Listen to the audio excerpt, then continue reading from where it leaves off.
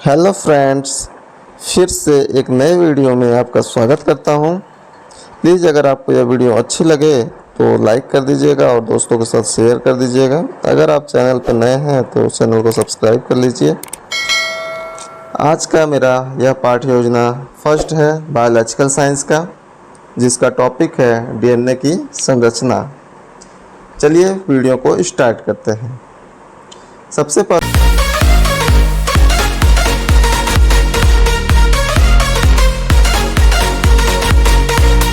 हम विद्यालय का नाम लिखते हैं। जिस विद्यालय में आपको अलॉट किया जाता है या जिस विद्यालय में पढ़ाने के लिए भेजा जाता है उस विद्यालय का नाम लिखते हैं। फिर लिखते हैं दिनांक लिखते हैं। फिर कक्षा हो जाएगा, कक्षा 8 के लिए है ये। फिर विषय हो जाएगा प्रकरण, यानी कि विषय में बायोलॉजिकल साइंस हो जाएगा। फिर उसके बाद टॉपिक आता है, प्रकरण आता है जो कि डीएनए की संरचना है। फिर आता है टाइम 30 मिनट हो जाएगा। इसके बाद हम सबसे पहले सामान्य उद्देश्य लिखते हैं। सामान्य उद्देश्य में पहला होगा छात्रों में विज्ञान विषय के प्रति रुचि उत्पन्न करना। दूसरा होगा छात्रों में तार्किक रूप से व मानसिक क्षमता का विकास करना। तीसरा होगा छात्रों में वैज्ञानिक दृष्टिकोण का विकास करना। चौथा होगा छात्र दैनिक जीवन में विज्ञान विषय की उपयोगिता को समझ सकेंगे। पांचवा होगा छात्रों में कौशलात्मक क्रिया उत्पन्न करना। छठा होगा छात्रों में आत्मविश्वास उत्पन्न करना। फिर नेक्स्ट आता है विशिष्ट उद्देश्य। विशिष्ट उद्देश्य में पहला आता है ज्ञानात्मक यानी नॉलेज। इसमें लिखते हैं छात्र डीएनए के बारे में बता सकेंगे। फिर दूसरा आता है बोधात्मक यानी कि अंडरस्टैंडिंग। इसमें हम लिखते हैं छात्र डीएनए के भागों को समझा सकेंगे। फिर तीसरा आता है अनुप्रयोग। इसमें लिखते हैं छात्र डीएनए को दैनिक जीवन से उदाहरण दे सकेंगे। चौथा आता है विश्लेषणात्मक। इसमें हम लिखते हैं छात्र डीएनए तथा आरएनए में अंतर कर सकेंगे। फिर आता है सहायक सामग्री। सहायक सामग्री में क्या है कि आप लिख देंगे, अगर से कोई चार्ट या मॉडल ले जाते हैं तो उसका नाम लिखेंगे, या रियल ऑब्जेक्ट कोई दिखाना चाहते हैं तो रियल ऑब्जेक्ट का नाम यहाँ पे लिख देते हैं। इसके बाद नेक्स्ट आता है पूर्व ज्ञान। पूर्व ज्ञान में लिखते हैं छात्र डीएनए के कार्य व महत्व के बारे में जानते हैं। फिर नेक्स्ट आता है प्रस्तावना प्रश्न। प्रस्तावना प्रश्न में 3 कॉलम बनता है। एक तो क्रम संख्या होता है, दूसरा छात्राध्यापक क्रिया होता है, तीसरा छात्र क्रिया होता है।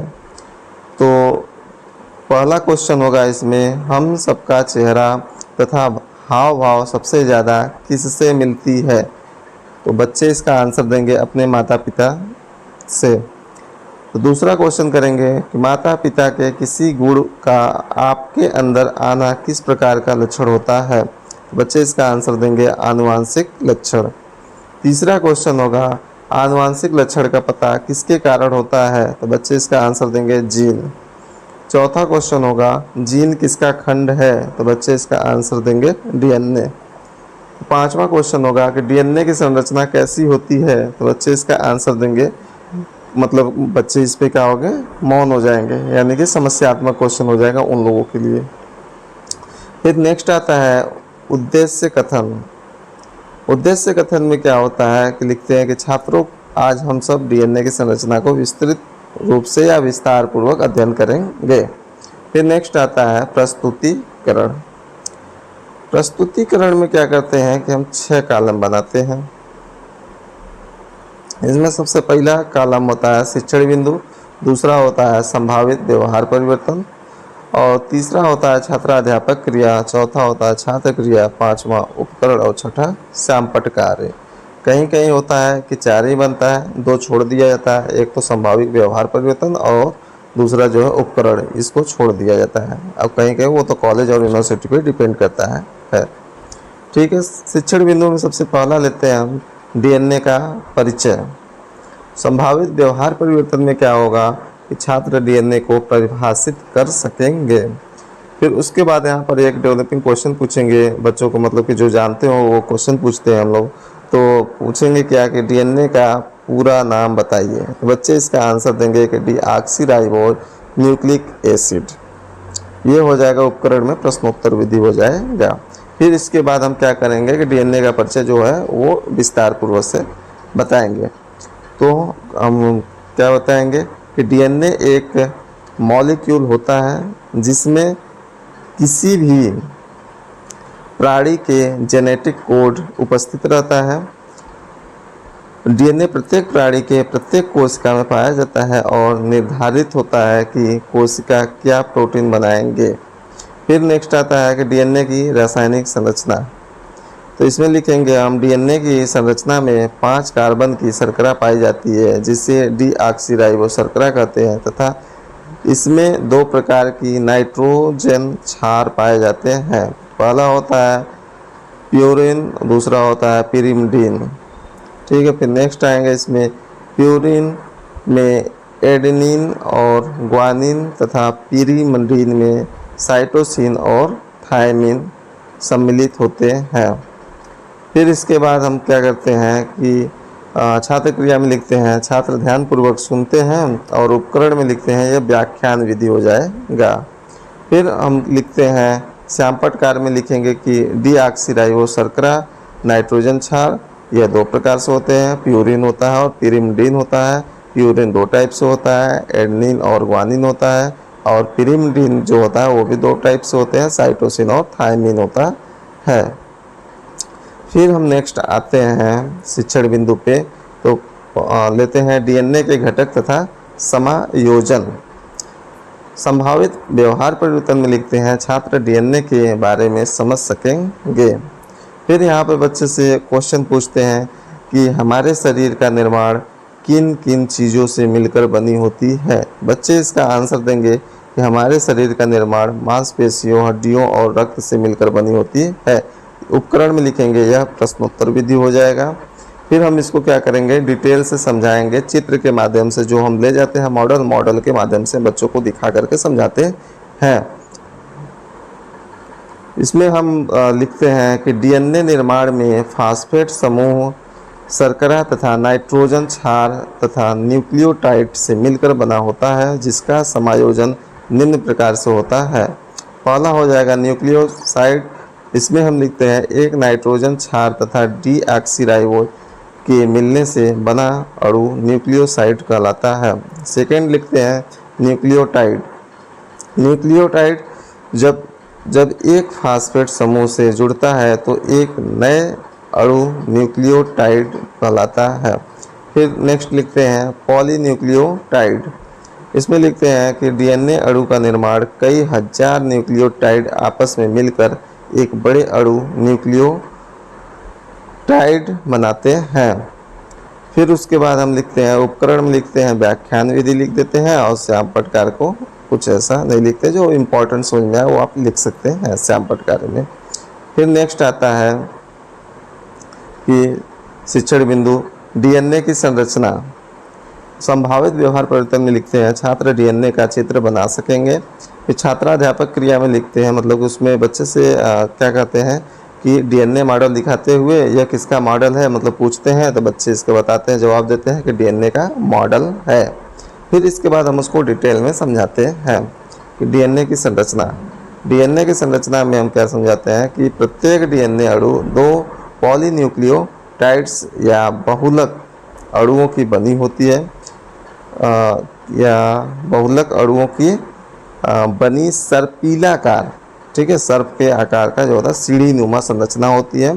यह अपने कक्ष के दाईं ओर घूमती रहती है। फिर नेक्स्ट लिखते हैं कि इसकी बाहरी संरचना डीऑक्सीराइबो शर्करा तथा फास्फेट अणुओं की बनी होती है। इसमें एडेनिन के साथ थायमिन हाइड्रोजन भी होता है। और छात्र क्रिया में लिखते हैं कि छात्र ध्यान पूर्वक सुनते हैं, और श्यामपटकार में क्या होता है जो डीएनए मॉडल जो लेकर जाते हैं हम उसको क्या करते हैं कि एक तरह से मिनिएचर में भी मिनिएचर यहाँ पर जो लगा है ये मिनिएचर में पिक्चर बना करके या मिनिएचर लगा सकते हैं, और श्यामपटकार में भी ये बता सकते हैं बच्चों से। ठीक है, फिर हम नेक्स्ट आते हैं। तो इस प्रकार का मिनिएचर आप लगा देंगे बच्चों को समझाने के लिए, जो होता है इस प्रकार का मिनिएचर का प्रयोग करते हैं। फिर नेक्स्ट आते हैं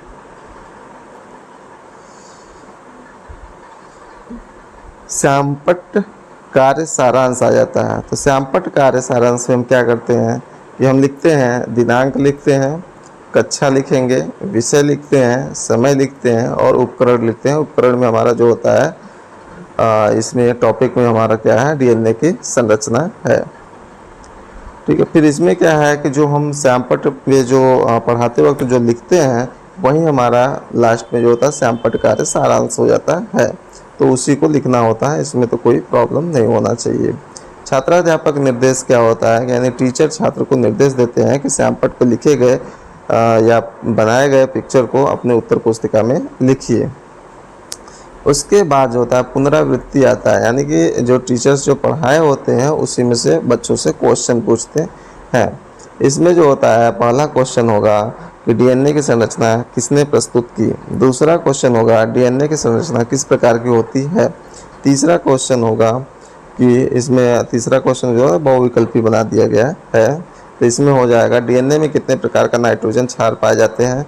ऑप्शन 4 होंगे, 2, 4, 6, 5। फिर उसके बाद नेक्स्ट क्वेश्चन होगा कि डीएनए अणु के एक कुंडल की लंबाई कितनी होती है। इसमें 4 ऑप्शन दिया जाएगा, 20 एडेनिन, 34, 36, 38। फिर उसके बाद नेक्स्ट होगा कि डीएनए के अणु का व्यास कितना होता है। तो 10, 15, 20, 34 जो भी होगा। फिर उसके बाद नेक्स्ट आएगा डीएनए में पाए जाने वाले नाइट्रोजन क्षार किस बंध से जुड़े रहते हैं। इसमें भी 4 ऑप्शन दिया जाएगा। पहला नाइट्रोजन बंध, दूसरा हाइड्रोजन की लंबाई, तीसरा ऑक्सीजन बंध, चौथा जो होता है कार्बन बंध। फिर उसके बाद होमवर्क दे दिया जाएगा गृह कार्य के लिए बच्चों को करके आने के लिए।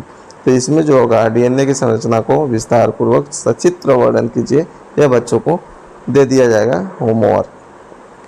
फिर नेक्स्ट आता है पर्यवेक्षक टिप्पणी एवं सुझाव, यानी इसमें क्या होता है कि जो भी टीचर्स गए होते हैं ऑब्जर्वेशन के लिए तो उसमें ऑब्जर्व करके लिखते हैं कि कितना बेटर आप टीचिंग कर पा रहे हैं या फिर क्या क्या अभी कमियां रह गई हैं। तो उसको नेक्स्ट टीचिंग जब होगा तो उसको सुधारने के लिए इसमें क्या होता है सुझाव दिया जाता है।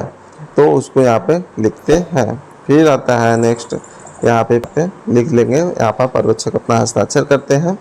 फिर यह आपका लेसन प्लान टोटली जो होता है कंप्लीट हो जाता है। Thanks for watching.